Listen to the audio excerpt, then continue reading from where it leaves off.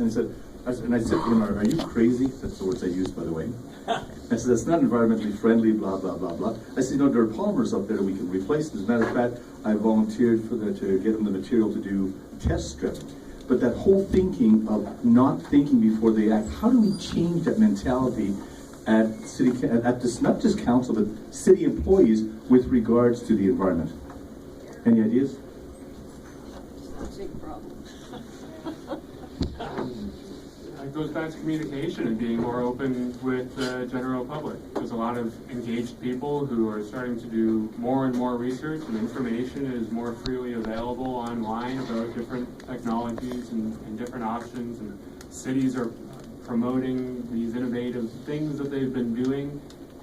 If staff put a question out to the public, they would get answers back. But instead, they put out their own idea of a solution, and all they get back is complaints, which they can then easily dismiss. So I'd like to see the city put out the questions.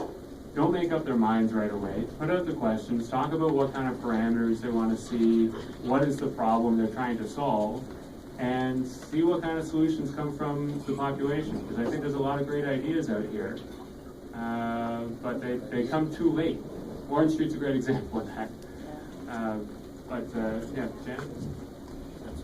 I get really hopeful around the retiring baby boomers. I worked hard in my community. I contributed lots to my community, but it was time to move on. The guy that they hired to replace me was a 32-year-old man with a PhD out of a Thunder Bay University who was from Wiki. Every idea I had about ending homelessness and solving poverty, I had told people those ideas. It was time for somebody new and somebody fresh. And I think as we watch the generations move on and people retire and young people with a different education and a different perspective and a different life experience move into those roles. And I think the retired body, there's an intellect in that retired body that I think is really important in the community. But it's also about creating space for the 30-somethings, the 40-somethings, people who've had a very different education and life experience than I had. I mean, the conference, the protocol conference was interesting because I grew up here, and Black Rocks was our playground, and because the rocks were black, it meant your dad got to go to work every day and the rent got paid and the food was on the table. So you didn't complain about Black Rocks because that was our livelihood, right? And then you'd hear from all these people that were new to Sudbury, and oh my God, the Black Rocks, and I started thinking, yeah, what's wrong with that? I never thought those Black Rocks were so awful because it was so ingrained in our thinking. And so how much of our ingrained thinking of we always did it this way is pervasive in that. So I'm dying for the 30-somethings to, and we see that in our community. The arts community has had this whole revival with a bunch of young people, and there's still people my age contributing to the arts community, but there's those we live up here guys, they don't have a committee and start a plan and ask for. They put a festival on in about a half an hour, right? And you all go and you have a ball. So there's amazing talent in the next generation, and I have great hope and great expectations for it. And in any way that I can back and support that, I will do that.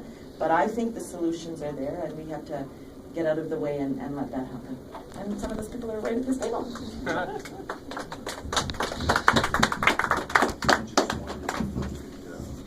Ask some questions or make some information known. We got one question because we're going to call it. Okay. My name's Bob Florian, and I had a 38-year career with M&R.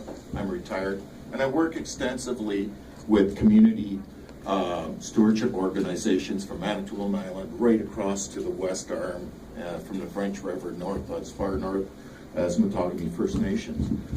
And I want to make you aware about some other regreening that's going on here.